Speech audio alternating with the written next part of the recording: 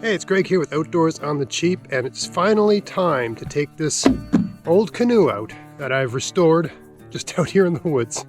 Little fiberglass, little paint, some screws, some sheet metal, different sort of thing, odds and sods I had kicking around the garage, and a little paint. And I've got this thing looking pretty good and hopefully working pretty good. Let me just show you how she looks, and we'll take her on the water and see how she runs.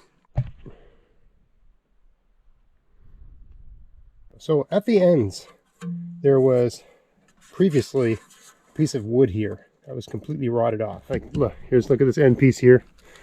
The wood is just rotten, right? So yeah, it needs a little bit of work. So I've replaced it with some sheet metal, and this is just something I had in my garage. I don't know what it came from. Just junk, basically. But I can use that for attaching a rope or whatever, right? So this is a bit sharp for hauling, but I can always just tie a rope to this and pull it by the rope when I'm dragging it through the woods. But that was a pretty quick and easy fix. This is actually sheet metal, so it might rust, but I'm 51. I imagine by the time this has rusted so badly that it's a problem, I'll probably be beyond caring.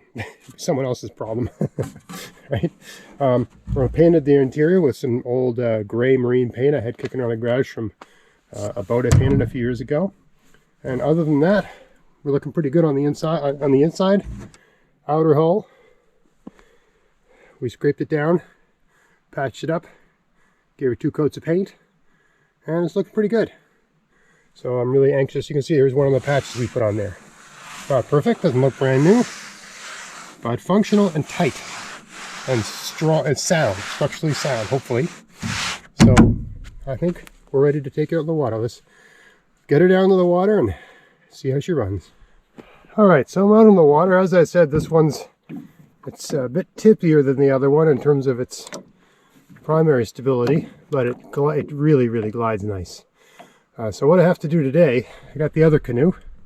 I got to do it what I did in the last video about these canoes in reverse.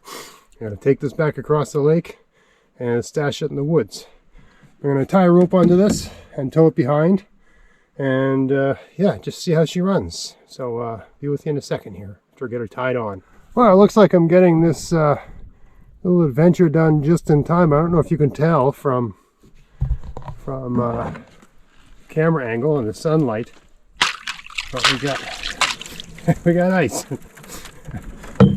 So, maybe you could say you've never been a Canadian until you paddled a canoe through ice. Anyway, there's not a lot of ice here, just a little bit, right? I hope it's not too hard on the paint job, because I got to go through this. There's no way around. And man, is this lake ever low. I had to paddle both of this on my knees in the middle of the canoe just to have the canoe high enough to get through all the, you know, eelgrass and stuff like that. The other end of the lake is really, really shallow right now, and there's only a couple inches of water. So in a couple of spots it was really tough, especially towing another canoe behind. Anyway, you can hear the ice. It's time to get over there to the end of the lake. Catch up with you in a second. All right, so we got that down. I got it stored pretty close to the next lake. There's a lake down there. There's a river there that flows to another lake, and I'm just hidden back in the woods here a little bit. I got her up off the ground, and everything underneath the canoe is tucked up, right? You don't want anything from the canoe laying down on the ground. It'll just rot. You don't want to leave a life jacket out here or anything like that, because squirrels will tear it apart, use it to make nests and stuff like that. There's just no point, right? So this way the air can get at it, and hopefully it won't be rotted out next spring when I come here for trout fishing.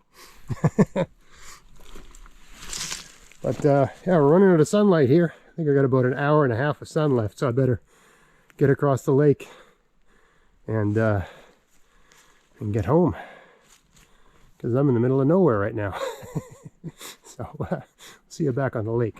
Well, one thing I can say for running a canoe in a lake when it's this shallow is that it gives you an appreciation for where the channels are. I don't know if it's coming across on camera, but the lake is really shallow. It's actually, I think the camera's not in a good position for paddling, to tell you the truth. But yeah, it's the sort of water where the J-stroke is less than ideal. It's the only way. You have to use a J-stroke where I've got the camera on the canoe. but you just lose momentum because the bottom of the canoe is touching all this, whatever it is, seaweed type stuff. So you kind of have to paddle in a kind of amateurish way where you do a couple sharp thrusts on one side and a couple sharp thrusts on the other side, and just keep oscillating or switching from left to right. It's very amateurish and uses a lot of energy, but there's just I'm paddling this canoe, but it feels more like I'm dragging this canoe because it's just hard to paddle in general. I don't know if you can see that, right? But just like, right? That's what I'm into, right? It's right there. So it's just kind of exhausting way to go. And I'm gonna put the canoe, notice, so there's a bit of wind up right now, but the canoe is not moving at all. It's like I'm anchored because it's just sitting on the stuff. So I really, really hope a beaver can get the water level of this lake back up, because normally for the last, I can only remember 1 year. I think I've lived here for 12 years, and there was only 1 year, the year we moved here pretty much, or the year after the year we moved here. What's that, 2012? Where it was like this. And last year and this year it's been like this. Other than that, there was a big beaver dam at the end of the lake, and it's been easy going. Oh, and if you watch that video where I was restoring the two messed up paddles, this is one of them. Working great. I've done all my paddling today using this. I really, really like it. I feel like it's almost got magic powers since I rescued it from, the wilderness and brought it back to life. It's going to be like my lucky paddle. Hopefully I'll have really good trout fishing adventures with this paddle in particular. Just going to sign off now so I can get to the hard work of getting across. I got to get on my knees and really put everything I got into getting across this lake. It's getting cold, sun's going down, I got to get out of the woods. Anyway, great day out in the woods. Any day out in the woods is a great day, and it feels good to get that other canoe secured away, all ready for next spring. And not a moment too soon. I don't think the lake's going to freeze up anytime soon, but it's just good to have that thing done.